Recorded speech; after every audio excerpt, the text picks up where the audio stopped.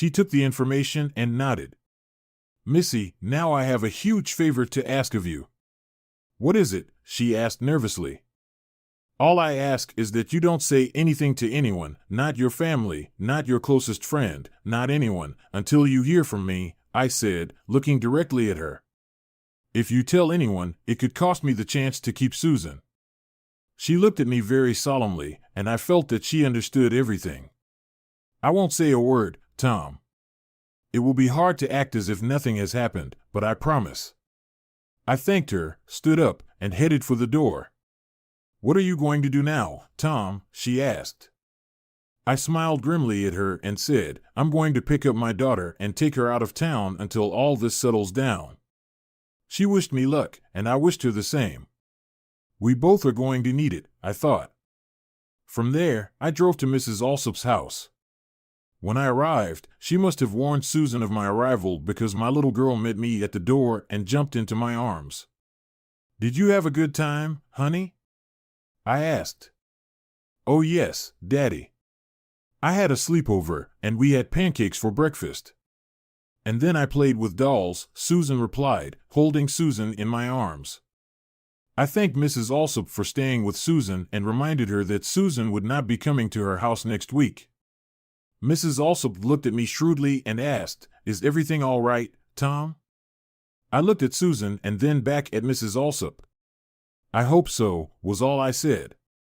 She nodded and leaned over to kiss Susan's cheek. You take good care of that girl. She's like family to me, and Tom, I'll be praying for you. Thank you, Mrs. Alsop. It means a lot to me. With those words, I carried Susan to the car and put her in the car seat in the back seat. When we got home, Susan started looking for her mother. Where's Mommy? She asked me when she couldn't find her. I felt my throat constrict as I told her, Mom had to go on a trip, but you know what? You and I are going on a trip too. Where are we going, Daddy? She asked excitedly. We're going to Grandma and Grandpa's farm, I told her. She squealed and started dancing. Susan adored my parents and loved to watch the animals on their small farm in rural Alabama. Can we see the ducks and the little pigs? She asked. Sure, honey, I told her, and the sooner we get started, the sooner we can see them. Then I grabbed the bag I had already packed for her and my own suitcase, and we headed out to the car. I briefly considered leaving Carol a note about where we would be, but decided against it. She hasn't been thinking much of me lately, why should I think about her?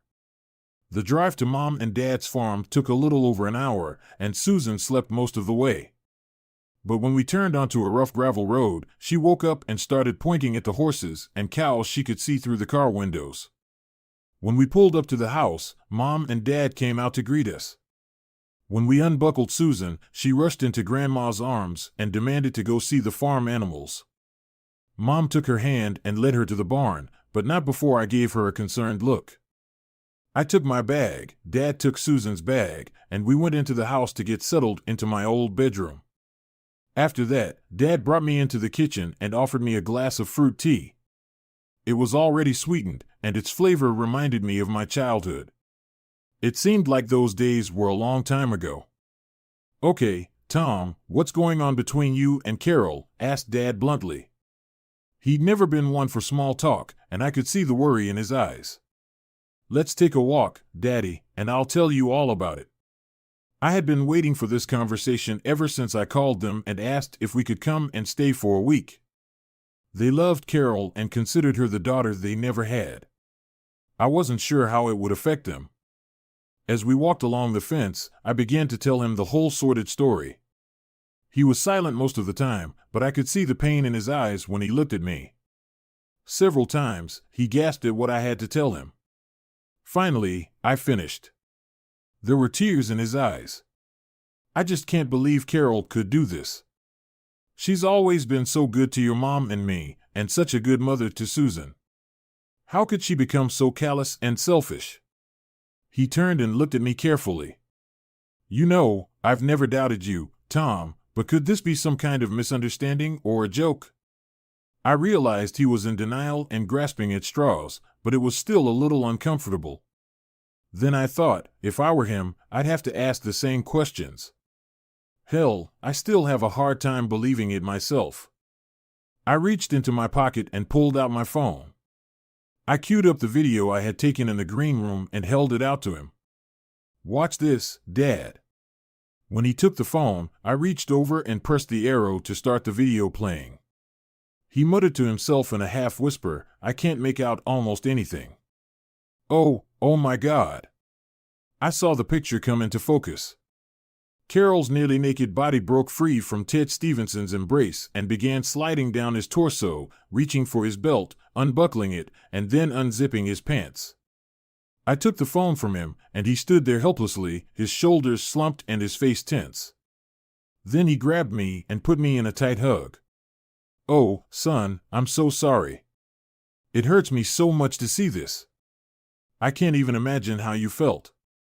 We stood like that for a few more minutes, and then we turned and started walking back to the house in silence.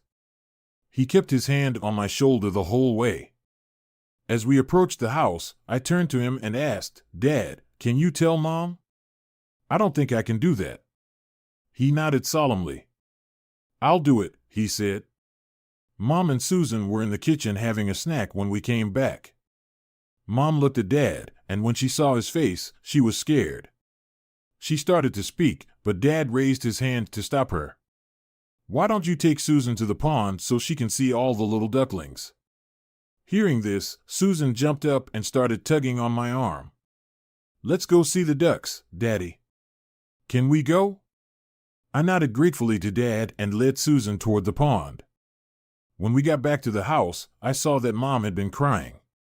She wiped her eyes with a towel as we entered the house, then came over and hugged me tightly. "I love you, Tom. Dad and I will be there for you no matter what happens." "Thanks, Mom." I managed to whisper, looking over her shoulder. I saw Dad, and said, "Thank you, Dad. That means so much to me." We stood like that for a long time, and the silence was clearly beginning to bother Susan, who couldn't understand what was wrong. Then, I turned to her and said, "Okay, Susan, let's go unpack. Then we need to wash up and get ready for dinner." That broke the spell, and she took my hand, beginning to walk nimbly back to our room, leading me behind her. I told myself that I would never lose my daughter, no matter what. The next day was Sunday, and we all went to the old Baptist church that Mom and Dad had attended for many years. As they say in the village, I had been an apostate for a long time, but I was glad to be in church again, to hear the familiar words and sing the old hymns. In the evening, I got a call from Lou. He brought me up to speed and told me all about what he had been doing that weekend. As I listened to him, I realized that, no matter what happened, I was lucky to have a good friend like Lou, and that I would be indebted to him for a long time to come. I tried to tell him this, but I was uncomfortable expressing my emotions in the awkward way that men do in such matters. He brushed it off. "You would have done it for me." But he understood what I wanted to say, and I knew it then. His tone changed. "Okay, Tom. So far, this has all been just fun. Are you ready to put it into action? Once we get started, there's no turning back." I did not answer him at once, but paused to consider what we were about to do. There was no guarantee of success. In fact, even if we succeeded, it could still end badly for me. And if the whole thing blew up in my face, things could get ugly very quickly. I might very well have to work on my parents' farm. But then I thought about everything that had happened in the last 2 weeks. Through no fault of my own, Carol had humiliated me, put me in a position I couldn't bear. Even if I decided to subject myself to her desires, there was no guarantee that the situation wouldn't come to light or happen again. And if it did, what would Susan think of me when she was old enough to understand? I didn't want to be such a model of a father to her. No, I thought, Carol had me cornered, and I had no choice but to fight back. And by God, that's exactly what I'm going to do. "Lou," I said, "let's do it." He must have realized what I was thinking just now because he didn't say anything while I sat there pondering. But when I told him I was ready, he simply replied, "If anything, E thinks you're doing the right thing." That kind of cheered me up. Now he was all business. Do you have access to a computer? I laughed and said, my ancestors may live on a farm, but they don't live in the 1800s. Okay, then, I'll call you with information on where to find him tomorrow. Why don't you just email me the link, said I. I can easily log into my email from here. No, he said, I don't want anyone to know about this. Just wait for my call tomorrow. That was goodbye, and I went to make sure Susan was sound asleep in her new bed. Keeping an eye on her had become my most important job. Lou called me mid-morning Monday. When you get a chance to get some privacy at your computer, go to YouTube and type WXY into the search engine, he told me. You'll find it. After you watch it, get back to me and tell me what you think. Mom and Dad took Susan out for a walk, so the timing was perfect. I went to the website and started searching. There were a bunch of videos, but one called WXY co-host Carol Martin shares her personal philosophy on love and marriage caught my eye. When I pressed it, the familiar theme music for the 6 o'clock news came pouring out of the speakers, accompanied by the standard opening number that WXY used every weeknight. But as the camera zoomed in on Carol, her voice faded out, and a voiceover came on. Popular news co-host Carol Martin of WXY was recently interviewed by WXY about her views on love and marriage. The screen switched to another image of Carol, and I heard her say, marriage is an institution that has been around as long as human society, but today it is under siege like never before. I recognized those lines immediately. It was the beginning of a soft news series WXY was running about the rising divorce rate across the country. But instead of continuing the series, which actually aired a few months ago, the voiceover came back. What are your views on the sanctity of marriage, Carol? Suddenly, the scene shifted to our den where Carol stood and spoke. Wedding vows were written for another time and place. No one believes all that nonsense anymore. The scene froze, and the voiceover came on again. What about fidelity and constancy to your husband? What do you think about that, Carol? Carol's image on the screen spoke again. If I want to leave and hoot Ted Stevenson. I'll do it. That's what I want to do. Ted Stevenson's image flashed on the screen, leaving the viewer in no doubt as to who Carol was talking about. The invisible announcer returned. What about the public's opinion? Do you think most of the people of Birmingham who watch your news program would agree with you? Carol spoke again. I don't care what my fans think. They're just a bunch of boobs and redneck dorks. The announcer smoothly filled the sudden silence. That's certainly a controversial point of view, Carol. Aren't you concerned about how it might affect public opinion? Carol's image on the screen quickly prompted an answer. Look, in 6 months to a year, I'll leave this provincial town and get a job in a real city where the streets don't turn down at night. In the meantime, what people here think means nothing to me. Without a shadow of irony or judgment, the unseen voice continued, so, you intend to engage in a sexual relationship with your fellow anchor, Ted Stevenson? Carol's response was unequivocal. I've already told you that I'm going to go off and have my little affair with Ted Stevenson, and there's nothing you can do about it. But this time, instead of a scene of Carol talking to me in our room, her voice came through on a video I was shooting on my phone in the green room. And as with my father, the scene went from two figures entwined in the darkness to a clear image of a barely clothed Carol dropping to her knees and beginning to undress the unmistakable figure of Ted Stevenson. The stage froze on the erotic scenes, and the voiceover returned for the last time. Now Birmingham viewers were left with only one question: where are Carol and Ted this week? Then the WXY news theme came on the screen, filled with a view of the newsroom with empty chairs, and the video faded out. I leaned back in my chair, feeling a strange mixture of triumph and sadness. I grabbed my cell phone and called Lou. Apparently, he recognized my number because he said in response to the call, "Well, what do you think?" My God, Lou, you're a genius. This is going to be brutal. This video will cut her career open like a carving knife on a Thanksgiving turkey. Not bad, eh? I have to admit, I'm proud of it, he said cheerfully. I began to feel a twinge of guilt, remembering what I had just seen. Do you think we were too rough on her? I said vehemently. Did she or did she not say all these things to your face? Yes, I replied. But no buts, he cut in. She's turned into a selfish monster, and we need to show that to the rest of the world. Then his tone changed. Look, Tom, you're a good guy at heart. I think in many cases you'd rather suffer yourself than make someone else suffer. But if you don't, it won't be you who suffers, but Susan. She's grown up with Carol as her role model. You don't want that, do you? I swallowed hard. You're right, Lou. There really is no choice here. Thanks for helping me not to be confused. So, I said, what do we do next? Do we send out mass emails with a link to the video or what? The beauty of the virus is that you don't have to do anything special to spread it. Once there is a source of infection, the flu virus spreads unaided, and very soon there is an epidemic. This video is our source of contagion. I may drop a hint to a couple of people who like to gossip, but beyond that, it will spread on its own. You just have to be patient, okay? Lou, you're the expert on these things. Just keep me informed for the next few days. Susan and I had a wonderful time visiting Mom and Dad. Susan had been to the farm before, but only for a day or two. Now that we had a whole week at our disposal, Dad and I wanted to give her a real sense of how the farm worked, and Susan began to learn where our food came from. At the same time, Mom took Susan into the kitchen and introduced her to cooking. Our food at home was more like open the package and heat the contents than real cooking.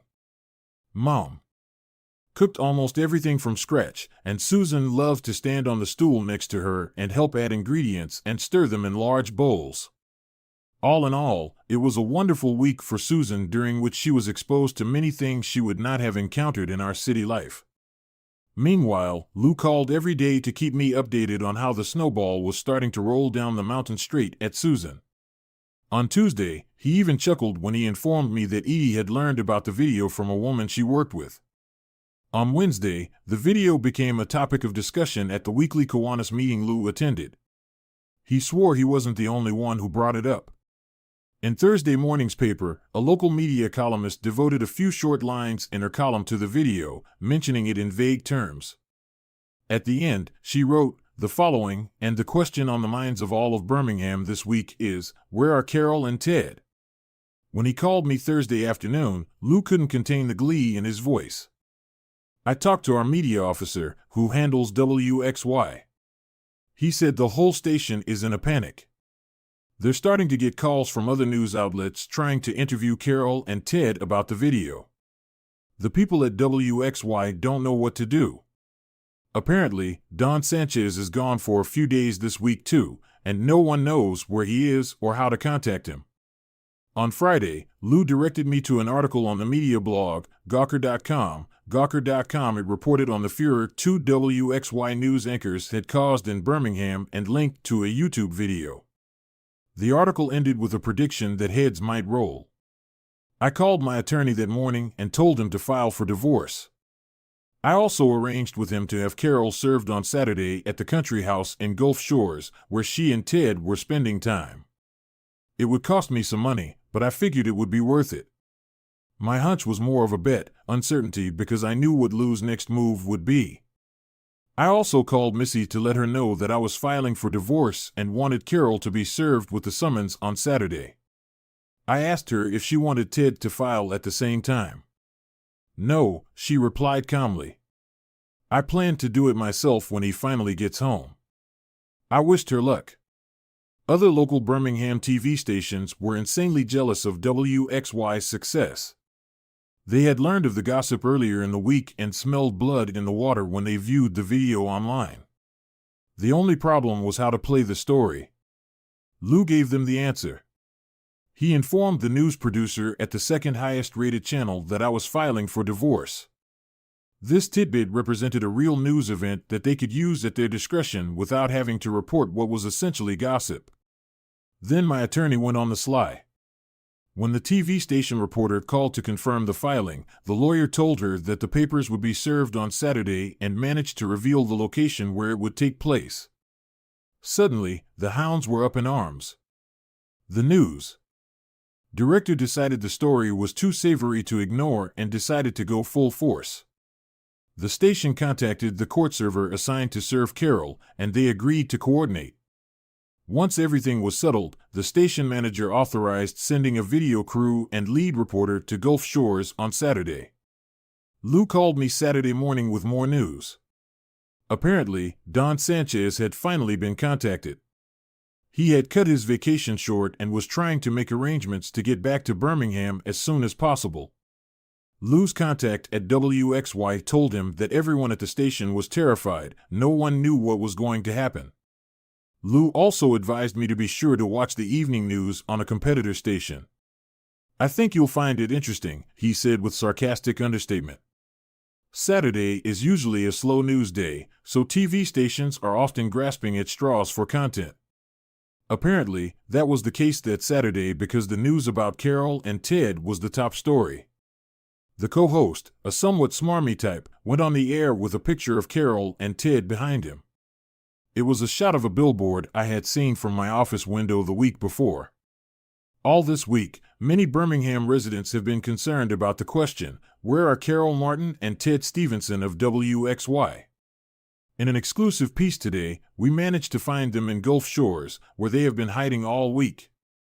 The scene switched to footage of the station's lead reporter, Hilda O'Reilly, a red-haired woman with a sharp voice, walking down the beach toward a couple sunbathing on the sand. It was Carol and Ted, of course. Neither of them heard the reporter, cameraman, and microphone operator until Hilda walked up to them and started asking loudly, "Carol Martin, Ted Stevenson, what can you tell us about your relationship and the stories that are going around in Birmingham?" Carol let out a small exclamation of surprise and turned around to see who was talking to her. When she did, it was clear to the audience that she was sunbathing topless. When she saw the small crowd and the video camera, she cried out again and hastily covered her breasts, which of course were blurred on the TV screen to meet FCC standards. She turned away to match her bra to her bikini, and as she bent over to put it on, she discovered that her bikini bottoms were thongs. The camera then turned to Ted Stevenson, who was desperately trying to reach for his beach towel to cover the tiny Speedo swimsuit. After cleaning herself up, Carol turned angrily to the red-haired reporter and shouted, "Hilda, what are you doing here? Why are you intruding on us like this?" Hilda didn't look the least bit embarrassed. "What do you have to say about the video that's all over the internet?" she asked. "What video?" asked Carol, confusedly. "The one where you told all the rednecks in Birmingham that you came here to have an affair with Ted Stevenson," Hilda replied coldly. Carol began to sputter, and Ted tried to intervene and divert attention away from her. But just at that moment, the unlikely appearance of a man in a suit and tie on the beach caused everyone to pause. Approaching Carol, he asked in a loud voice, "Are you Carol Bailey Martin?" Reflexively, Carol answered, "Yes." "Then, Miss Martin," he said, handing her the envelope, "you have received notice. Your husband has also instructed me to inform you that the locks on your house have been changed, and you are no longer welcome there." With those words, he turned quietly on his heels and strode away from the beach. For a moment, Carol was stunned. Then anger flashed in her eyes, and she screamed, "That son of a..." Being a television professional, Ted realized the cameras were still rolling and grabbed Carol, warning her in a low voice not to say anything else. He grabbed her arm and half led, half pulled her toward the resort. The camera focused on her well-glistening buttocks as she angrily staggered away. The local announcer reappeared on the screen. "This is it. Carol Martin and Ted Stevenson, who have been missing all week, it turns out, were sharing a room at the posh Gulf Shores resort. And most interestingly, Carol's husband sued her for divorce and kicked her out of the house. We tried to contact her husband, but couldn't get a comment. They couldn't contact me because Susan and I were safe at my parents' farm, and I was going to stay there for the rest of the week. Although that meant I was safe from prying reporters for the moment, the only means of keeping up to date was Lou learned from his interlocutor on another Birmingham TV station that Carol had foolishly not believed the bait when he told her I had changed the locks and had asked Ted to take her to the house. It was a double mistake because not only did her key no longer work in the door, but the TV station had stationed a camera crew to watch the house, and her embarrassment and frustration were caught on camera. It got worse the next time she and Ted drove to his house. Not thinking about the consequences, Missy met him at the door with a packet of divorce papers and told Ted not to come back. A camera crew was also there, and Ted's humiliation was included in a news story for all to see. In desperation, they rushed around trying to lose the tail of reporters and ended up spending the night in a motel on Interstate 65 halfway to Tennessee. For the next chapter of the story, Lou had to turn to our media manager, who in turn got the information from his interlocutor at WXY. Don Sanchez, WXY's news director, finally got back to Birmingham on Saturday afternoon and tried unsuccessfully to contact Carol and Ted. They were, of course, on their way back from Gulf Shores with their phones turned off to avoid calls from other reporters. Don couldn't even leave a message. Carol and Ted's mailbox was overloaded with voicemail. The result of all this was a very angry news director. His composure didn't improve when someone showed him a tape of a competing network's exclusive Saturday night newscast. It wasn't until Sunday afternoon that Ted had the good sense to call the office, at which point Don sharply ordered the two co-hosts to report to the studio immediately. The two of them got back into Ted's car and went straight to the WXY studio. When they arrived, they discovered that the competing station's remote broadcasting van was parked across the street, so they had to drive to the back of the building and sneak to the service elevator. With this little maneuver, they burst unannounced into a meeting Don was having with the rest of the staff. Apparently, the yelling started immediately, with Don berating the couple for their stupid, promiscuous behavior and Carol and Ted trying to defend themselves. Finally, Don had had enough. In front of the entire group, he told Carol and Ted that they were fired. "What?" screamed Carol. "You can't do that. We have a contract." Don went into executive mode and replied very coldly, "If you check those contracts, you'll see that there's a morals clause requiring you to behave according to the norms of society. What we do in private is nobody's business." Carol snapped back. Don, who was a practicing Catholic, stood up and leaned across his desk toward her. "When I was at Mass at the cathedral this morning, the priest spoke about the sanctity of marriage and the sin of adultery. He didn't mention you two by name, but he spoke of the bad examples set by some public figures in our town." Carol recoiled at the thought of being the subject of local sermons, but Ted was still indignant and hastened to continue, "But nobody knows about us or cares, for that matter." Now, Don was getting sarcastic. "Obviously you didn't see the news on the other news stations last night. I suggest you get a copy and watch it. But there's no need to wait. Just look out the window." With those words, he walked over to the window behind his desk and pulled back the curtain. Across the street was one of the billboards featuring the now infamous co-hosts. Carol took a quick glance at the sign, then took a double breath and looked more closely. "Oh my God," she gasped. The sign had been defaced by a vandal who had the nerve to use a can of spray paint. He hadn't done anything special, just erased some of the text. But now, the sign proudly read, "Birmingham's choice for the 6 o'clock news is." Don lowered the curtain and turned to the silent couple again. In an official tone, he said, "Your behavior has dishonored this station and caused irreparable damage to our ratings and reputation. I have no choice but to take you off the air immediately and terminate your contracts." He paused, then said bitterly, "Have you ever seen the original Frankenstein?" Confused by the change of subject, both nodded uncertainly. "You are a monster, and the people of Birmingham are an angry mob. If I were you, I'd get out of town as soon as possible. I was very nervous as Susan and I drove back to Birmingham on Sunday evening. I had deliberately left late, hoping to avoid any confrontation with Carol or the media. As a result, I heard the news of Carol and Ted's dismissal on the Sunday evening news. But when I pulled up to our garage, it appeared that, having scored a famous victory, the opposing news teams had decided to leave the battlefield. The next morning, the Birmingham News broke a new scandal involving a city politician who was accused of embezzling public funds. The story pushed Ted and Carol to the back pages and kicked off a new witch hunt. Apparently, no one cared about the angry husband's reaction anymore. That morning, I took Susan to Mrs. Alsop's house. When I arrived, Mrs. Alsop met me at the door and gave Susan a protective hug.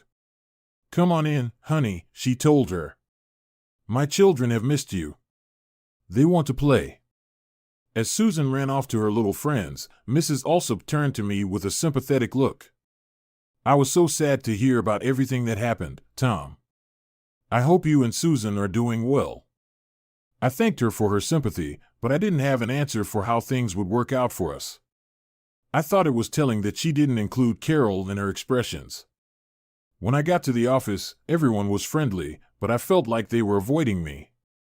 It was as if I had a terminal illness and no one knew what to say. The exception, of course, was Lou. He hugged me, and I hugged him back just as tightly. "You're a genius," I told him.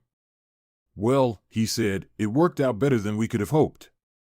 The only bad thing is that we'll never be able to tell anyone what we did." "That's good," I replied. "I know this is going to backfire on me, and I'm ready for it. Carol has probably already guessed by now that I must be the source of this video and is going to come after me." As it turned out, I had been too pessimistic in my expectations. My lawyer called me at the end of the week and informed me that Carol had decided not to contest the divorce. "But why?" I asked. "She'd already told me what she was going to do if I applied," he said. "And what happened?" "I spoke with Carol's attorney, and she told me the rest of the story. He said Carol wanted to countersue for divorce and sue you for invasion of privacy, but her attorney talked her out of it.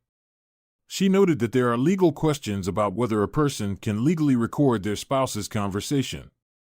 These issues become even more confusing when one spouse is a TV host, a very public figure. Anyway, she told Carol that her lawsuit may have to go all the way to the Supreme Court before it is finally resolved.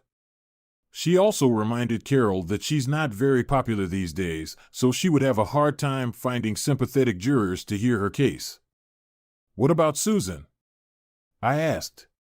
"Carol swore she'd try to take her away from me." My lawyer snorted. "Tom, your soon-to-be ex-wife is unemployed.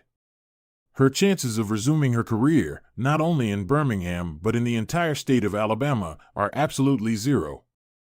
What's more, I don't think she'll be able to get a job at a broadcasting company anywhere in the Southeast after the publicity she's gotten. She's now a poster child for unfaithful wives with a reputation for immorality, no steady job, and no prospects in the entire region. What kind of judge can award her custody of a small child? The bottom line is that Carol is leaving town as fast as she can. You'll still have to split the proceeds of the house when it's sold, which could be any time between now and when Susan turns 18. Carol will still have visitation rights with the children on holidays and birthdays, but she's giving up custody in your favor because she really has no hope of getting anything else. The only thing she wants is to be allowed to go into the house and get her personal belongings before she leaves town. One more thing, Tom," he continued. "She'd like to be able to talk to you when she comes to your house. If she signs the papers on those terms, I think I can talk to her before she leaves town." I told him we agreed that would happen at the end of the week, so it was done. I really did get everything I wanted. No, that's not true. What I really wanted was to get my life and my family back to the way they were before this whole terrible mess happened. But that was just wishful thinking. Once the avalanche starts coming down, nothing can stop it. But at least I had my daughter, and that was the only thing that mattered to me. The next night, Lou, Edie, and I celebrated over dinner. Susan had come too, and now she was sleeping in one of their beds while the adults continued the party. It wasn't really a party, just an opportunity for the three of us to reflect on all that had happened. I brought a bottle of the most expensive champagne I could find to toast my friends and thank them for their loyalty. Edie, in turn, raised her glass to the two of us. "Guys," she said, "when I heard about your scheme, I thought you were crazy. I thought everything would blow up in your faces, and we'd have a big mess. The only thing that kept me from objecting was that you," she saluted me, "were fighting for your little girl and had nowhere else to turn. And you, my loving husband, were so convinced you could handle it. So thank you both for fighting when you had to and winning despite the long odds. There, Lou and I agreed in unison. I felt I had to do one more thing before this whole dastardly scheme could be considered over: check on Missy Stevenson. If anyone was an innocent bystander, it was her. But I knew she was suffering just as much, if not more, than everyone else involved, and I felt a little guilty for dragging her into the story, even though I had no choice, and even though the real culprit was Ted. But at least I'd had a chance to make up my mind. Missy hadn't expected it. I called to ask if I could come over, and she invited me to lunch, so I figured she didn't hold too much of a grudge against me. We met at a quiet neighborhood restaurant, and after the waiter took our orders, I asked how she was doing. "I'm afraid not very much, Tom," she replied. "I still can't believe all this has happened. One day I'm happily married to a handsome, successful TV host, and the next day I'm divorcing a bastard who lied, cheated, and humiliated me in front of the whole town." "I know, Missy," I comforted her. "This is all so unbelievable. I feel like I'm caught up in a bad soap opera on daytime television." She wanted to know what was going on with Carol and me, so I told her the results of our divorce. "Great," she said vindicatively. "She got what she deserved." "What about Ted?" I asked. "What's going on with you two?" "That coward," she replied bitterly. "He didn't have the courage or the courtesy to face me. He just left town, telling his lawyer to give me whatever I wanted. I have no idea where he went, nor do I care, except of course that I keep waking up at night and reaching for him before I remember what happened." She pulled out a handkerchief and blotted her eyes. "Are you going to be okay financially?" I asked. "Yes and no," she said. "He left me a house, but it's too big for me to live in by myself. Plus, we have a big mortgage and no real funds, so I don't think I can afford to support him. Ted has to pay me alimony, but frankly, I don't count on it. The only way he'll be able to pay is if he finds a new job, and my friends have warned me that's not going to be easy," she sighed. "Anyway, I think the smartest thing for me to do is to move in with my folks for a while, try to get a job, and start to rebuild my life." She paused. "That's not how my life was supposed to turn out," she said sadly. I felt terribly sorry for her. She was a sweet girl who didn't deserve anything like this. I begged her to stay in touch and let me know where she was. I really liked Missy, and I hoped she could pull through. She deserved it. The only thing left was Carol's visit, and I wasn't looking forward to it. The anger and resentment I'd felt earlier had subsided with the success of our viral video campaign. I felt like I had at least partially regained my manhood, and I no longer needed to fight with her or gloat over my victory. As a result, I decided to do something nice for Carol. I arranged for Susan to be with me when Carol's time came. As Carol got out of the SUV she had rented to move her clothes and other personal belongings, I saw the frown on her face. But when I opened the door and let Susan run up to her, the frown disappeared, turning into a smile and happy tears as Susan threw herself around her mother's neck and hugged her desperately. Carol looked up at me and whispered, "Thank you." They entered the house, and Carol began to play with Susan for quite some time. Officially, the visit was supposed to last only an hour, but I had mentally thrown that time out the window when I decided to invite Susan. When Susan had exhausted the list of things she wanted to show and tell her mother, Carol suggested she go up to her room and play. "I'll be up in a bit, baby." "Daddy and I need to talk first," Carol said. As soon as Susan left, Carol turned to me with some annoyance and said, "Thank you for that. I really didn't expect you to let me see her." I just nodded. Carol's mood changed noticeably. "I can't believe you would do this to me. You used a private conversation between the two of us to destroy me, to make me the laughingstock of the entire town. How could you do that?" I sighed. "Carol, I don't want to fight with you anymore." "We're both not going to win anything," I said. "Easy for you to say," she replied. "You're a winner.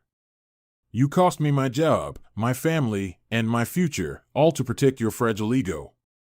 Carol, I said I wasn't going to fight with you, and I meant it. I just want you to think about one thing. None of this would have happened if you hadn't decided to satisfy your own desires regardless of anyone or anything else. Everything that happened, you brought it on yourself. Carol opened her mouth to answer, but at that moment, Susan called out to her, asking when she was going upstairs. Carol looked at me for a moment, then turned on her heel and walked upstairs to her daughter. After playing in Susan's room for a while, Carol took her daughter into our bedroom and started packing up her things while continuing to talk to Susan. I could hear their happy chatter from downstairs. Finally, Carol came back downstairs, dragging her suitcases behind her with Susan trailing behind. Carol put the bags in place and then turned and knelt in front of her daughter, taking Susan by the shoulders. Mom will have to leave. I'll be living in another state and won't be able to see you every day, but I promise I'll see you every chance I get, and we can talk on the phone and videotape each other for as long as you want. Susan immediately cried out earnestly, "No, Mommy. I don't want you to go." The girl threw her arms around her mother's neck and clung to her as if she were the only life raft in the ocean. Carol lifted her into her arms and stood, hugging her tightly, stroking her back and trying to reassure her. "It's okay, doll. I'll see you soon, and you'll tell me about what you've been doing, and we'll have such a good time," she spoke as she walked over to me and held out Susan. "Now, you're going to be a good girl and do whatever your daddy tells you to do. I love you, Susan. Don't ever forget that." Then she turned, picked up her suitcases, and walked briskly to the door. I could see tears streaming down her face, but she didn't let herself look back. Instead, she walked straight to her car, loaded her suitcases into the back seat, and with a quick wave of her hand, drove away. I hugged my sobbing daughter, and tears ran down my cheeks. I realized with surprise that they were caused not only by the loss of my daughter, but also by my loss. My little girl was losing her mother, and I was losing my wife. Finally, I lowered Susan to the ground. "Listen," I said. "I have an idea." "What, Daddy?" she asked, with tears in her eyes. "Why don't we go to the park and see if the ducks are there? And after we do that, maybe we can find an ice cream man and buy an ice cream cone. Would you like some?" "Oh yes," she answered immediately. "And we can feed the cones to the ducks, can't we, Daddy?" "Of course we can," I replied. I was greatly relieved to be able to distract Susan from her sadness. I knew there would be many more times she would miss her mom and the female presence in our home, but I hoped what I'd heard was true. Young children are more resilient and adapt to change more quickly than older children. And I thought, regretfully, I hoped I could adapt too. The next week, I learned that I would have to adapt even more than I had expected. Late one night, the head of the agency called me into his office. "Tom," he began, "you've done a tremendous job for us, and we sincerely appreciate your contribution to the success of the agency. I was just waiting for the but that I knew was coming. I didn't think I was going to like the direction it was taking. But this whole thing with your wife has left an odor that spreads all around. Clients ask if you're Carol's husband, and it has an impact on them, even when I tell them your status. Not surprisingly, our relationship with WXY is also quite strained, and after all, they are a key media outlet for us. Are you firing me?" I asked bluntly. I was getting annoyed and didn't want to listen to 15 minutes of entreaties. "Absolutely not," he said firmly.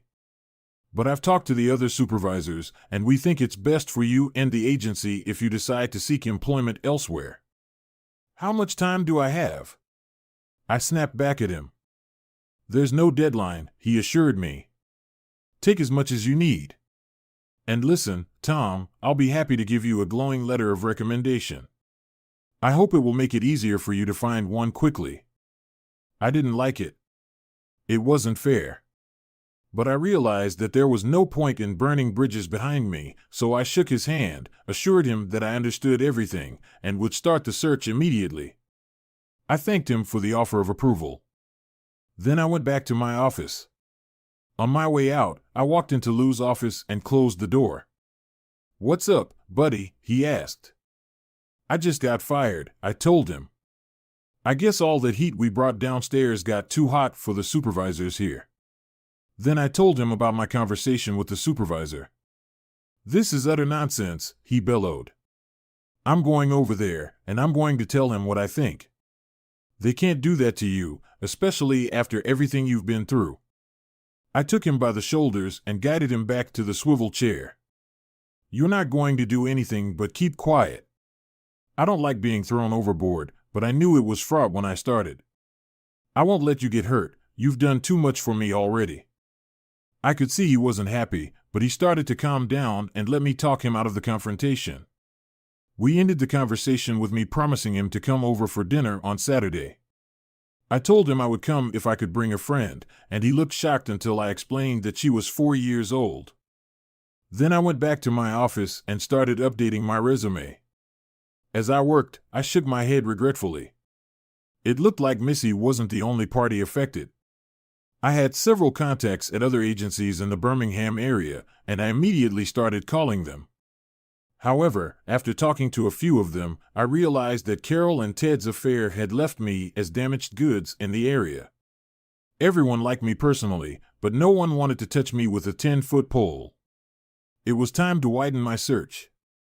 Eventually, I went back to my old agency in Mobile. It was far enough away that I didn't have a trail of scandal following me, and the agency was happy to get a proven employee with big city experience. Of course, I had to sell my house in Birmingham, and even though the market there was better than many others, I got very little to show for my investment, and of course, what I got had to be shared with Carol. Carol, of course, did not disappear from our lives. She started calling Susan every week and quickly moved to Skype so they could see each other. Neither of them was content to be limited to electronic contact, but face-to-face meetings were out of the question since Carol now lived in Santa Ana, California. Apparently, our video attack on Carol had a bigger effect than we could have imagined. At job interviews, even outside the Southeast, she began to be asked questions about what had happened. She continued to look for work out west, but was never able to shake off her reputation. Eventually, she came to the conclusion that it was time to hang on to her dreams of a career as a TV presenter. She managed to get a job teaching journalism at Santa Ana College in California. The job didn't bring the pay or the joy of being an anchorwoman, but she was grateful to be working in a related field. When I finally reconnected with my old agency in Mobile, I was faced with the next task of finding a place to live. My new employer put me in touch with a real estate agency, and they assigned a new agent, Marilyn Elliott, to show me several properties. I was supposed to meet her at the first house on the list, but when I pulled up to the address, she had already overtaken me because she came to the front door as I was parking. Something about her appearance seemed strangely familiar, though the name Marilyn Elliott meant nothing to me. When I got close enough to be sure, I exclaimed in surprise, "Mrs. Stevenson." She smiled and came over to greet me. "What a pleasant surprise, Tom. When I saw your name, I thought it might be you, but I figured it was just a coincidence. Oh, and Marilyn Elliott is my maiden name, but everyone who knows me still calls me Missy." Missy had a list of 6 houses she wanted to show me, and as we visited each one, we caught up on the events of the past few months. I hadn't realized that Missy's family lived in Mobile. She had relocated there shortly after Ted's departure. It turned out she had ventured into residential real estate as her new career path. In return, I shared my story, including my departure from the Birmingham agency and subsequent move to Mobile. When I mentioned Susan and the need to find a preschool for her, Missy became enthusiastic. "I know several places that would be perfect for her," she said. "And I'm aware of some great children's activities in the area that she'll enjoy. You'll have to introduce her to me." Then she blushed, perhaps feeling she had been too forthcoming. I welcomed any assistance that would ease Susan's transition into her new home and neighborhood. I thoroughly enjoyed our conversation, and as the afternoon and our day of exploration came to an end, I invited Missy to join me for dinner to discuss the houses we had seen. Naturally, she agreed. I had never paid much attention to Missy before. She was 2 years behind Carol and me, so our interactions had been limited. Furthermore, when Carol was at WXY, Missy was married to Ted. However, as I listened to her over dinner, I found myself intrigued. While she had always been attractive, she lacked the glamorous aura of Carol, appearing more like the girl next door. Now, I found her not only appealing but also intelligent and easy to converse with. She was genuine, speaking with simplicity and sincerity. After spending considerable time with numerous television personalities, I found Missy's simplicity and authenticity very appealing. Our conversation returned to real estate, and Missy asked which of the houses we had seen I preferred. I mentioned several that caught my interest. Curiously, I asked her opinion on which one she would recommend. I half expected her to suggest the most expensive option, considering her commission-based profession. However, she surprised me by pointing to a description of a more modestly priced house. "Why this one?" I inquired. "Oh," she replied innocently, "that's exactly where I'd like to live." Then, realizing her slip, she blushed with embarrassment. The thought crossed her mind, that would be nice. I won't dwell on it. Missy and I eventually got married, and yes, we lived in a house she liked. I had concerns about how Susan and Missy would bond, but my worries proved unfounded. Missy had longed to start a family since her marriage to Ted, but he had resisted, fearing it would hinder his personal growth. Therefore, when she met Susan, it was love at first sight. Susan, lacking female influence in her life, took to Missy immediately. Even before our marriage, Susan began referring to her as Mom, and soon Missy reciprocated. The summer after our wedding, I decided to act on something I had contemplated for a while. The three of us flew to Los Angeles so Susan could reunite with Carol. My plan was straightforward. Susan would spend a week with Carol while Missy and I explored Los Angeles as tourists. None of us had visited before, so we were eager for the experience. At the end of the week, we would regroup and return home to Mobile. I hesitated to broach the subject with Missy. No second wife would be comfortable with her husband reconnecting with his ex-wife, especially considering everything that had transpired. However, when I tentatively raised the idea, Missy simply said, "I think that's a great idea." It seemed she was more confident than I had realized. Hello. If you find these contents helpful, feel free to share them with your friends and family. Additionally, as usual, since YouTube's algorithm prioritizes videos with many likes, if you enjoy this video, please click the like button to help our podcast reach a wider audience. You may also consider subscribing to the channel to receive notifications whenever I upload new content. YouTube will notify you accordingly. Thank you for your support and have a great day.